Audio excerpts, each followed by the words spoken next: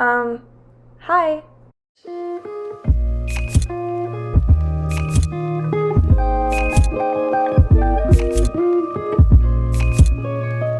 Alright, hello guys, welcome back to my channel. If you're brand new here, my name is Nikki and this is my book nook, and today I want to talk about thrillers. I am in the spooky spirit. It is Halloween week, so I want to do a video where I just tell you about my favorite thriller books of all time. And when I say that, I mean the books that truly messed me up in the head, like the ones that just kept me up at night, gave me nightmares, had me white knuckling the book because I just was on the edge of my seat, had to know what was going to happen, couldn't put it down. That is what we're going for today because I love a good thriller. I feel like especially in the last year I've really gotten into them because I've been kind of like in and out of a romance slump or just like book slumps in general. When I don't know what to read, I love when you can just pick up a good like suspenseful book that you just like can't put down. It just gets you right back into reading. So these are the books that have really like stood the test of time for me, that have really stayed in my head and I've continued to think about, you know, even long after I read them. So I have about 7 books I want to go through today. These are the best of the best for me when it comes to thrillers so far. Obviously there are so many out there, but yeah, kind of wanted to do a little bit of a countdown from my number 7 up to my 1. Obviously these can kind of be interchanged based on my feelings for that certain day, but we're gonna do the best we can. I think this is gonna be fun. Let's get into it. So first up, I wanna talk about Survive the Night by Riley Sager. This is a very interesting type of book because first of all, it's set in the 90s, which we love all those nostalgic type of vibes, but also because most of the book takes place within a car. 2 characters alone in a car. And the reason that they end up there is that this girl has gone off to college. She's had a really rough upbringing, but she's hoping that things are gonna get better.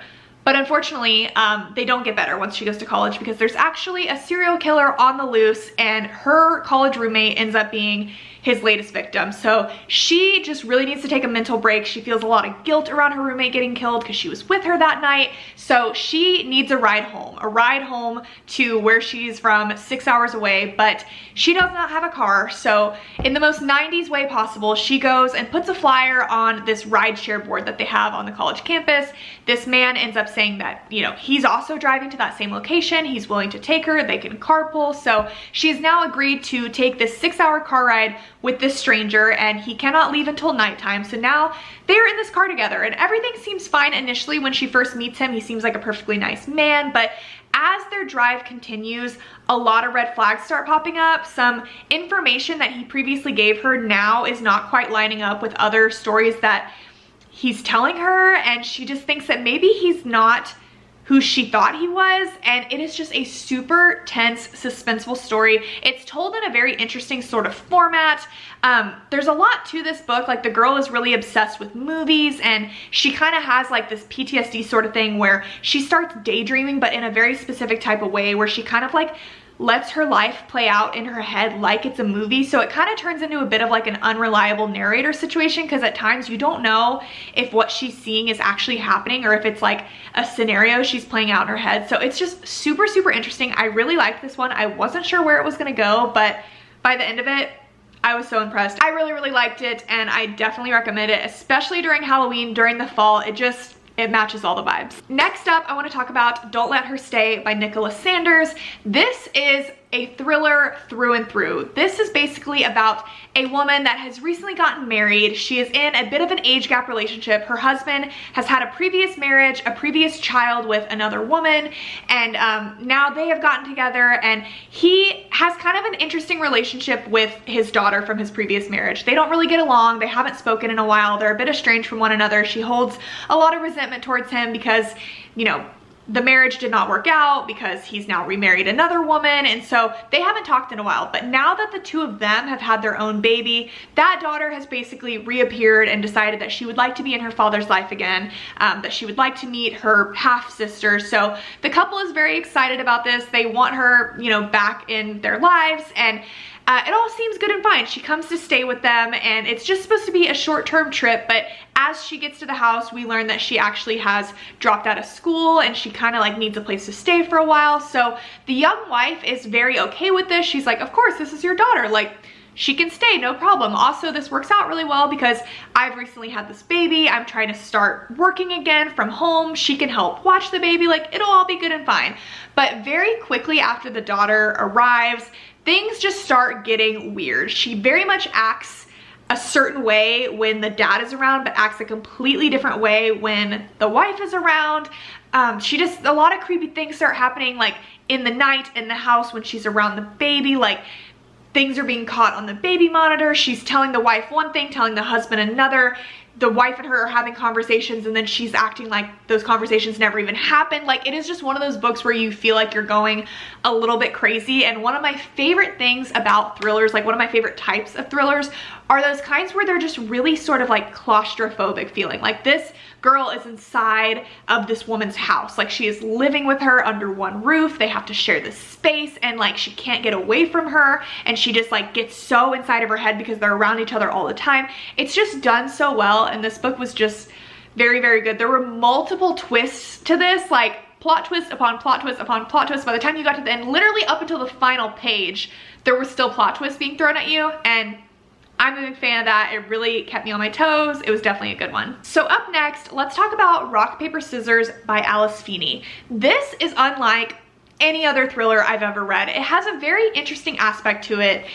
Pretty much it follows this older couple that has been together for a long time. They started out very happy, but kind of over the years, they've started to grow apart a little bit. The husband is very much a workaholic. He's a writer, he's a screenwriter specifically, and he just dives into his work. It is really his entire life, and because of that, like, it's sort of driven a wedge between him and his wife. So they are actually going to be going on a trip that is supposed to sort of like save their marriage. They basically got given this special getaway at this sort of like abandoned church that has been turned into an Airbnb that is out in Scotland, and so they're gonna go and visit it together, spend a romantic weekend there. It is supposed to snow all weekend, so they're just supposed to like have a good cozy time, sort of reconnect, rekindle their marriage. But what is really interesting about this book is the husband has this very like rare condition where he cannot recognize faces. He has face blindness, meaning that he cannot recognize people by their facial features. He recognizes people by their voices, like their smells, like aspects of them, but faces, it's like a scrambled mess to him. Like, he cannot make any features out specifically. He cannot remember people. As soon as someone turns away and they turn back, if they don't speak out loud or give him any sort of indication of who they are, he's not going to recognize them. So that makes for a very interesting story. It's kind of something that you're thinking about throughout the entire book. But yeah, pretty much they get to this getaway and it's snowed in, and as soon as they get there, they're very confused because it's like an abandoned sort of church and nobody's around, but very creepy things start to happen. They just know right away once they're there, like, this is not a place we should be. You know, I want to go home. I don't want to be here. But in the time that they got there, the snow has really picked up and they are pretty much stranded there. They cannot go anywhere, so they're gonna at least have to spend the night, like at the very least. But yeah, let's just say they're in for a very, very interesting night. There are a lot of moving parts to this, and it's one of those stories where you're kind of very confused. Like, as it starts out, you're like, what is this about? Like, where is this going? Like, there are multiple perspectives that you're getting, and it's all just like very sort of confusing, but so intriguing. And as it all comes together and you kind of realize what has happened towards the end, it is super mind-blowing. Every single chapter of this book left off on a cliffhanger. Like, every single chapter you finish it and you tell yourself like, okay, just one more chapter, but then it just leaves you like, oh my god, I have to keep going. Every single one. And I love when a book does that, especially a thriller. Like, I was so freaked out reading this. It was just so creepy, but in such a good way. I just loved it.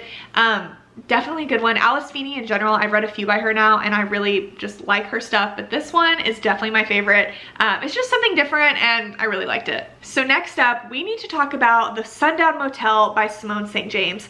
It has been well over a year since I read this book for the first time, and I still to this day remember the experience that I had reading it, because I have never been more scared reading a book than I was reading this. Like, genuinely, I was freaked out. I was sitting on this couch. I read it on like a Saturday evening, I remember, and I was just so scared. Like, there's paranormal aspects to this story, but just the way that it was written, the way that it was described, like, it felt like I was watching a movie. I was getting myself so freaked out. I remember I like wanted to take a break about halfway through reading it, and I decided to go downstairs to my apartment gym, and I could not stay. I was only there for like 10 minutes because I was literally like looking over my shoulder. I kept like thinking that I was hearing things and like seeing things in the mirror in the gym. It was just too much. I pretty much had to run back up here and just finish reading the book because that's how hooked into it I was. It's just so good. And this story is really interesting because it actually takes place in 2 separate timelines. One is in 1982 and the other is in present day, which is 2017 in the story. And pretty much the 1982 timeline follows this woman named Vivian. She has these big dreams of going to New York, becoming an actress, so she takes off in her car to go there, but she never makes it there. She ends up stopping in this really small town in upstate New York. She ends up staying at the Sundown motel for the evening, just like planning to go on her way, but whenever she gets there, there is an open position working the front desk for the graveyard shift, and she's like, you know what, I have no other plans in mind. This hotel is cute, this town is pretty cute, I'll just stay here, work for a while, save up some money. So that is her plan, but we now know that that plan did not go too well because Vivian actually ended up and vanishing. One night she went in for her normal shift, her normal graveyard shift at the hotel, but she disappeared. She was never heard from again. Nobody knows what happened to her. And this has been a story that's really like haunted this town for decades after.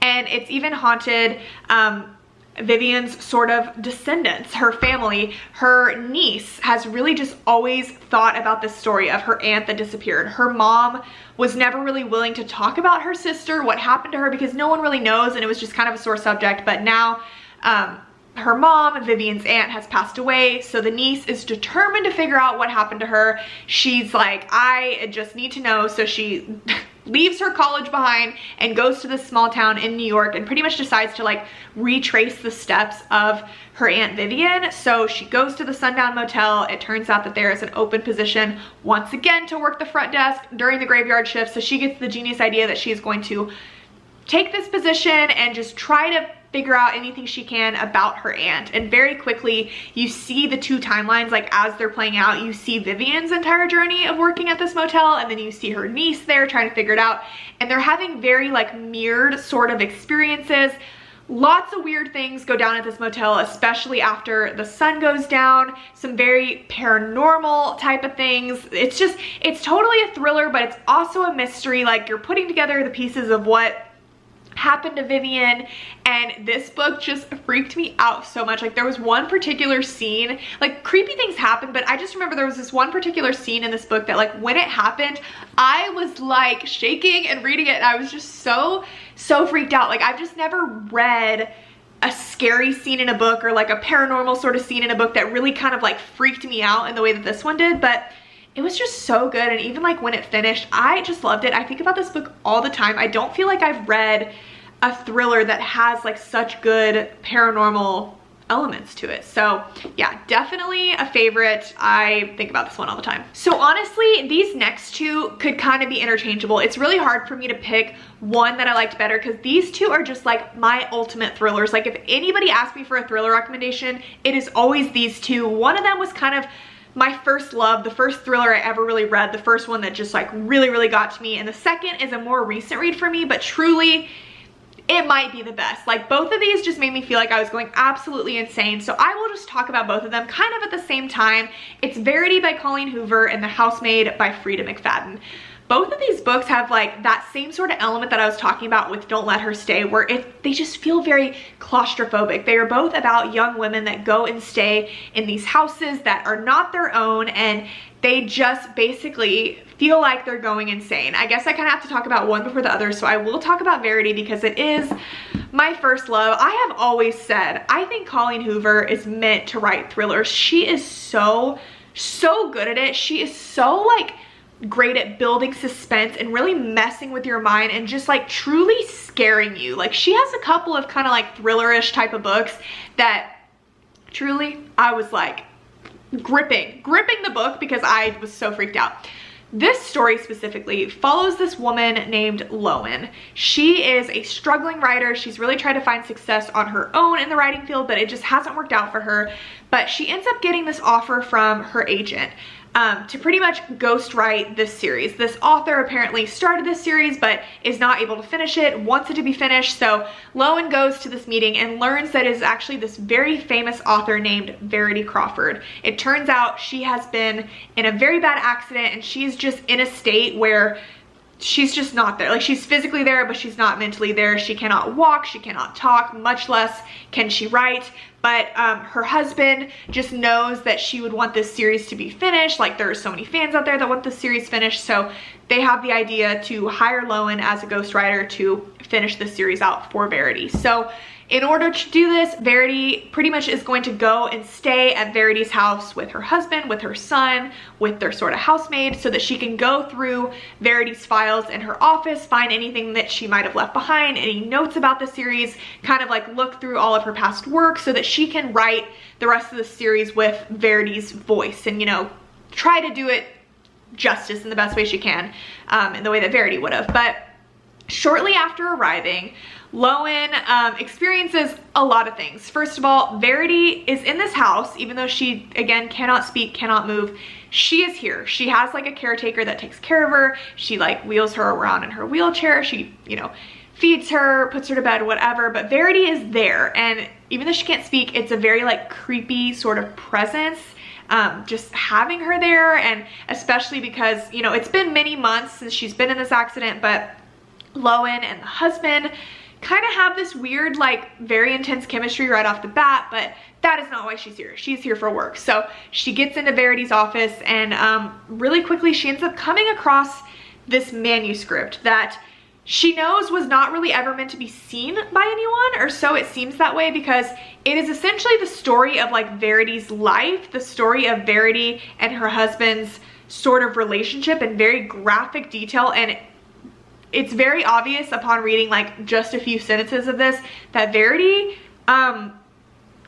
was maybe not all there, and actually a very terrifying person. So a lot of things start to unfold very quickly. Like, there's just so much to this book because you're kind of like alternating chapters of what's happening in the present day, but then you're also reading Verity's manuscript and like learning more about her. And oh my god, this book is so creepy. Like, genuinely, I said it already, but it gave me jump scares. Like, things happened in this book that made me like, oh my god, freak out.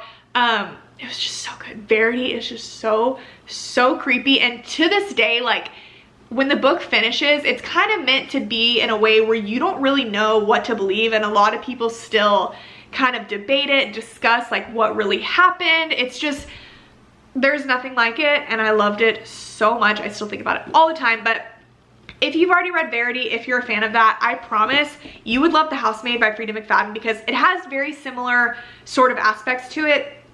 Basically, the woman in this story, she recently got out of prison, and so she's been struggling to find work. She really needs to find a job. She's been living out of her car, and she's been applying for tons of things, but she comes across this job opportunity to be a nanny for this family, this very wealthy family called the Winchesters. And she goes for the interview, and the interview goes really well. The wife, she meets with her name is Nina. She's super kind. She really seems to like her. So yeah, long story short, she ends up getting the job, and she's really excited about it. This is a really great opportunity, especially because it is a live-in nanny position. So she actually gets to live in the house. She's currently living out of her car. So getting this job, she gets money, she has a place to live. Like, she's living in this little bedroom upstairs, but to her, like, that is like living at the Ritz. It is the best thing she could ask for. So everything seems great. This seems like a very normal, like, wealthy family. She just needs to like take care of the house, you know, make meals, whatever.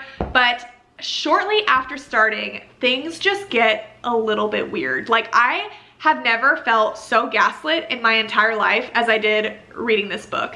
You truly feel like you're going insane, because the wife, I mean, everyone in the family, the wife, the husband, the daughter, all have things about them that are just like a little weird, a little creepy. But the wife especially, she acts just like in Don't Let Her Stay. She very much acts one way in front of the nanny and a very different way in front of the husband and the rest of the family.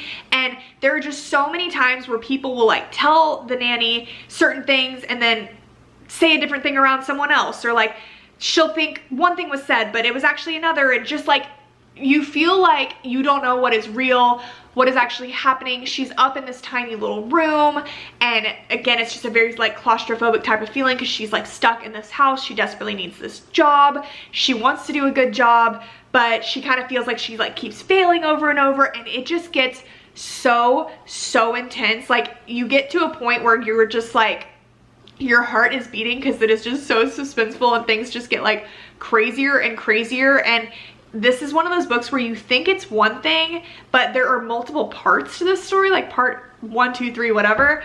And as you get to each part, you're like, oh, like the story just like takes another turn and takes another turn. And by the time you get to the end, it's just like, that's not what I thought this was gonna be at all. And oh my God, my jaw is on the floor, but like in the best way possible. This book was so suspenseful. I read it in one singular sitting because I could not stop it. Like this was just one of those unput downable books. Like these two especially, like all of these were so suspenseful. I had to read them pretty much straight through, but these two, physically impossible. Like you just had to know what was gonna happen. So yeah, guys, those are my favorite thrillers. The thrillers that are gonna keep you up at night, that are gonna just like have you reading until the very last page because they are just that good. But yeah, guys, if you have any other thriller recommendations that are similar to any of these books I talked about, or just other ones in general that you think I might like, I would love to hear them down below. If you read any of these books, I would obviously